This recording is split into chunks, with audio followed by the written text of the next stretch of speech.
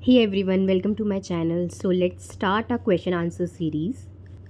This video will help us to revise and remember the drugs more clearly. So let's start the series of the questions. First question is the common name of aconite is. Yes, so we all know the common name of aconite is monk's hood. Next question is also from aconite drug. It is aconite belongs to the family. So aconite we all know that belongs to the family Ranunculaceae. Next question is predicts the day he will die. Fear of death की बहुत सारी medicine हैं materia medica में, and aconite and arsenic are one of the most important for fear of death. Aconite का जो fear of death है उसमें एलेंस में हम पढ़ते हैं कि वो श्योर होता है पर्सन कि जो उसका डिजीज़ है वो फैटल है, यानी उसकी डेथ होगी ही होगी, और वो अपना डेथ का जो डे है वो भी प्रिडिक्ट कर लेता है. Predicts the day he will die. Fear of death during pregnancy. So predicts the day he will die is present in aconite. Fourth question is indicated in congestive stage of inflammation before localization has taken place. यानी inflammation का जो congestive stage है जिसमें congestion अकर हो चुकी है but अभी localisation नहीं अकर हुई है, उसमें किस मेडिसिन का यूज़ होता है. So once again the answer is aconitum napellus. Allen's में ये चीज़ लिखी हुई है कि कंजेस्टिव स्टेज ऑफ इन्फ्लेमेशन में बिफोर लोकलाइजेशन टेक्स प्लेस में एकोनाइट का यूज़ होता है. Fifth question is common name of aethusa is. Aethusa cynapium जो कि चिल्ड्रन की मेडिसिन होती है स्पेशली, उसका कॉमन नेम होता है fool's parsley and it belongs to family umbelliferae. So the answer of fifth and sixth question is aethusa cynapium की common name है फूल्स पार्सली एंड फैमिली है umbelliferae. The next question is seventh. For children who can not bear milk in any form it is vomited in large curds. अगर हमने एथ्यूज़ा पढ़ी है तो we very well no कि एथ्यूज़ा का child milk किसी भी फॉर्म में टेक नहीं कर सकता. इवन एथ्यूज़ा का चाइल्ड अगर चॉकलेट है उसमें मिल्क है तो वो चॉकलेट भी ईट नहीं कर सकता, he will vomit. Eighth question is epileptic spasms with clenched thumbs, eyes turned downwards. Epileptic spasm with clenched thumb यानी उसने मुट्ठी बंद करके थंब को क्लैंच कर रखा है बिल्कुल. eyes turned downwards, eyes जो है उसकी downwards turn हो गई हैं. It is also a symptom of Ethusa synepium. उसके चिल्ड्रन को ऐसा ही epileptic spasm आता है जहाँ उसकी थम्स जो है क्लेंस्ड हो जाती हैं, फेस रेड हो जाता है, आइज़ डाउनवर्ड्स टर्न हो जाती हैं, प्यूपिल्स फिक्स्ड और डायलेटेड हो जाती हैं और फोम आ जाता है माउथ. जॉज लॉक्ड हो जाते हैं, पल्स स्मॉल हार्ड और क्विक हो जाती है.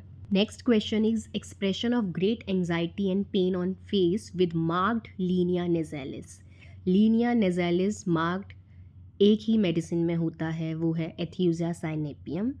चाइल्ड के फेस पे ग्रेट एंजाइटी और पेन दिखाई देता है, और लीनिया नेज़ालिस जो उसकी ये जो लाइंस होती हैं नाक के इधर उधर फेस पे दिखाई देने लग जाती है, वो इतना कमज़ोर हो जाता है.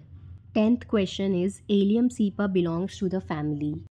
एलियम सीपा का कॉमन नेम वी नो कि एलियम सीपा इज़ अनियन, और ये बिलोंग करती है फैमिली लिलियसी से. 11th question is cough compels the patient to grasp the लैरिंग्स.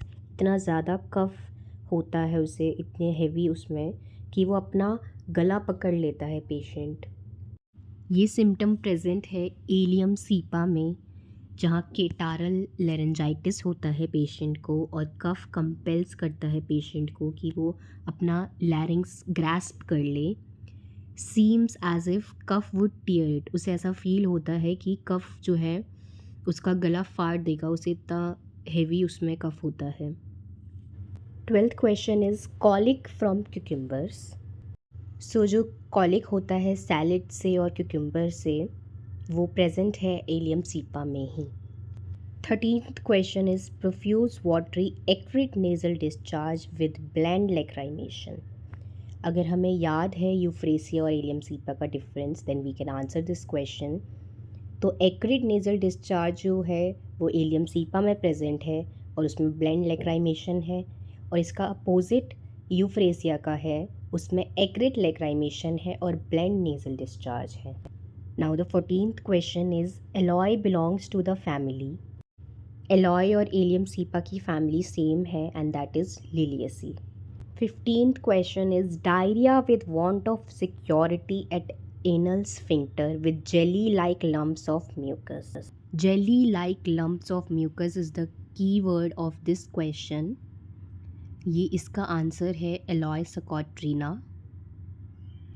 जिसमें diarrhoea with want of security at anal sphincter with jelly like lumps of mucus होता है. Next question is haemorrhoids blue like bunch of grapes. This symptom is present in 2 drugs. Muriatic acid में भी ये present है और alloy में भी ये प्रेजेंट है. हेमरॉइड्स लाइक ग्रेप्स के बंच हो वो blue. Headache alternates with lumbago. lumbago is back pain या बैक तो हेडेक होता है देन बैक होता है. Headache alternates with lumbago is present in aloe. Next question is irresistible desire to talk in rhymes और repeated verse. इस remedy का नाम ए से स्टार्ट होता है and it is antimonium crudum. उसमें इररेजिस्टिबल डिज़ायर होता है पेशेंट का या पर्सन का राइम्स में टॉक करने का या रिपीटेड वर्सेस में टॉक करने का. Next question is gastric complaints from over eating a thick milky white coating on the tongue. A thick milky white coating on tongue present होती है एंटीमोनियम क्रूडम के पेशेंट में ही, और उससे ओवर ईटिंग से एंड इवन ईटिंग से भी उसकी जो कंप्लेंट्स है वो एग्रेवेट हो जाती हैं और उससे ओवर ईटिंग से कंप्लेंट्स आती हैं. So the answer is antimonium crudum. Next question is large horny cones on soles of feet very sensitive on walking specially on stone pavements. It is a symptom present in antimonium crudum.